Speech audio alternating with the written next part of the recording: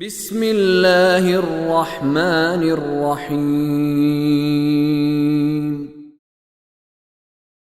لكن الله يشهد بما أنزل إليك أنزله بعلمه والملائكة يشهدون وكفى بالله شهيدا إن الذين كفروا وصدوا عن سبيل الله قد ضلوا ضلالا بعيدا۔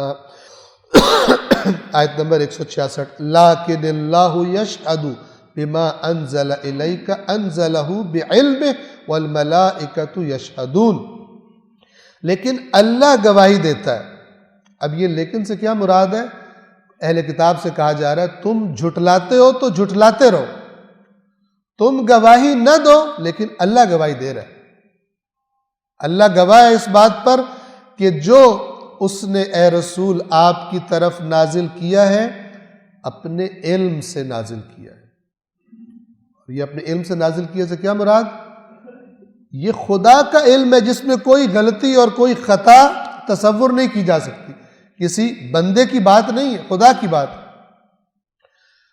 اور جب انسان یہ توجہ دلانا مراد ہے کہ جب انسان دیکھتا ہے کہ یہ اللہ کے علم سے نازل ہوا ہے، یعنی اللہ کا علم ہے جو اس نے بندوں کے ساتھ اس مقدار میں شیئر کیا ہے، انسان اور زیادہ متوجہ ہو جاتا ہے، اس کو اور زیادہ اہمیت اس کی محسوس ہوتی ہے، کیونکہ علم خدا میں تو کوئی خطا نہیں ہو سکتی، علم خدا سے تو کوئی بات چھپی نہیں ہو سکتی۔ اللہ گواہ ہے والملائکۃ یشہدون، اور فرشتے گواہی دیتے۔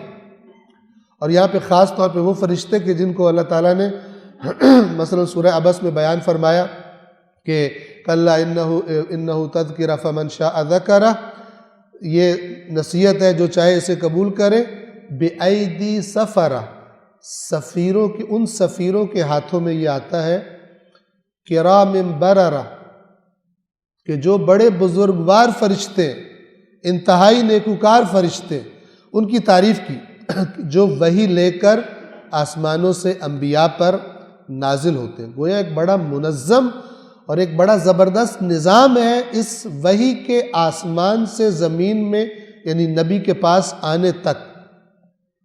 وہ ملائکہ بھی گواہ ہیں اور خود خدا بھی گواہ ہے، اور پھر فرمایا وَكَفَى بِاللَّهِ شَهِيدًا، اور گواہ کے طور پہ اللہ کافی ہے اور کوئی بھی گواہ نہیں، خدا کی گواہی کافی ہے۔ صلوات پڑھیں محمد وآلہ۔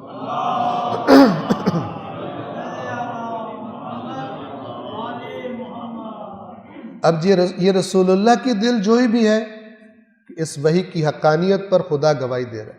اور یہاں پر میں عرض کروں وحی کے بارے میں کہ جب وحی نبی پر نازل ہوتی ہے تو اس کے لیے وہ اتنی یقینی کیفیت ہوتی ہے کہ ذرہ برابر بھی شک و تردید نہیں ہوتی کہ یہ جو پیغام میرے پاس آیا ہے یہ میرا وہم تو نہیں ہے یا کچھ پتہ نہیں کیا ہوا ہے کیا، ایسی کوئی بالکل 100% قطعی۔ سورۃ النجم میں یہ کیفیت بیان کی ہوئی ہے اللہ تعالیٰ نے۔ ما کذب الفؤاد ما رآ، نبی کی آنکھوں نے جو دیکھا اس کے دل نے جھٹلایا نہیں ہے۔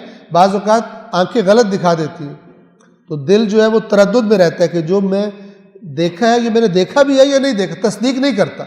لیکن نبی پر جب وحی آتی ہے، فرشتہ آتا ہے، تو جو وہ دیکھ رہا ہوتا ہے دل بھی 100% اس پر مطمئن ہوتا ہے، ذرہ برابر بھی شک و تردید نبی کے دل میں اللہ کے پیغام کے بارے میں نہیں گزرتی۔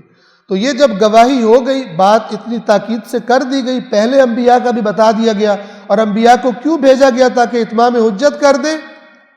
پھر اس کے بعد اب فرمایا آیت نمبر 167 میں 167، ان الذین کفروا، اب اس کے بعد یقیناً جن لوگوں نے انکار کا راستہ اختیار کیا، نہ ماننے کا، انبیاء کی باتوں کا کفر کیا، وَصَدُّوا عَن سَبِيلِ اللَّهِ، نہ صرف یہ کہ انکار کیا بلکہ اللہ کے راستے سے روکا لوگوں کو۔ کچھ لوگ ہوتے ہیں کہ جو خود نہیں مانتے، اپنے کام سے کام رکھتے ہیں، کچھ ان سے بڑی کیٹیگری کے ہوتے ہیں، نہ صرف یہ کہ بات نہیں مانتے بلکہ لوگوں کو روکتے ہیں کہ ادھر مت جانا گمراہ ہو جاؤ۔ دو کیٹیگریز۔ یقیناً وہ لوگ جنہوں نے کفر اختیار کیا اور اللہ کے راستے سے روکا، قد ضلوا ضلالا بعیدا، تو بے شک وہ گمراہ ہو گئے. کون سی گمراہی؟ ضلالا بعید، بعید کہتے ہیں دور، یعنی وہ گمراہی میں بہت دور جا پڑے، بہت دور نکل گئے جہاں سے واپسی مشکل ہے. اس لیے کہ انہوں نے محنت کی ہے اللہ کے نبیوں کے خلاف، انہوں نے محنت کی ہے قرآن مجید سے لوگوں کو دور کرنے میں، انہوں نے محنت کی ہے حقیقی دین سے حقیقی دین خدا سے لوگوں کو دور کرنے میں. دیکھیے یہاں پر دونوں قسم کے اس کفر میں دو قسم کے لوگ شامل ہیں.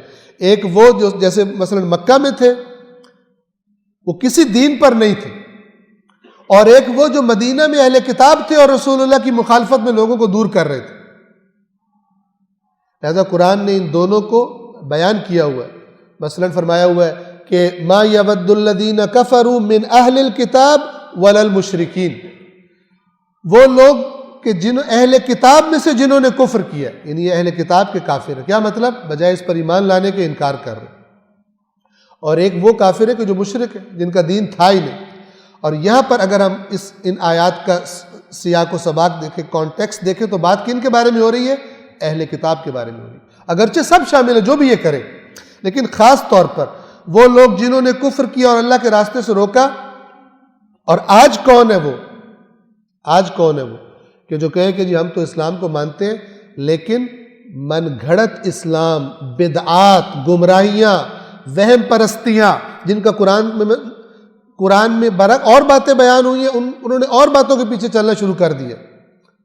اب جب قرآن مجید مثلا حقیقی دین بیان ہوتا ہے، اس کے دشمن ہیں، ان پر بہتان تراشی کرتے ہیں، ان پر الزام لگاتے ہیں. یہ نہیں کرتے کہ جا کے خود قرآن مجید میں دیکھ لیں کیا لکھا ہو. نہیں، جو اپنا لیا، اپنی مرضیوں کے مطابق سیٹنگز بنا لیے، اب ان کو چھوڑنے کا جی نہیں چاہتا. دیکھیے یہ مزاج ایک ہی مزاج ہوتا ہے، چاہے کوئی کسی دین والے کے گھر میں پیدا ہوا ہو، چاہے کسی دین والے کے گھر میں پیدا نہ ہوا ہو، لیکن ہٹ دھرمی کا مزاج ایک ہی مزاج ہے. بجائے حق تلاش کرنے کے کہتا ہے نہیں جو میرے پاس ہے وہی ٹھیک ہے، باقی غلط. نہ سنتا ہے نہ دوسروں کو سننے دیتا ہے. تو یہ پھر اس قسم کی جنہوں نے محنتیں کی ہیں، یہ بہت دور نکل گئے. اب اتنی محنت کرنے کے بعد کیسے لوگوں سے کہے میں نے غلط کیا؟ تو وہ جو مرید بنائے ہوئے تھے وہ تو اب لانتے شروع کر دیں کہ تو نے اتنا عرصہ خود تو بدبخت تھا، تو نے ہمارا بھی بیڑا غرق کیے رکھا. نہیں کر، یہ بہت دور نکل گئے. اللہ العلی العظیم.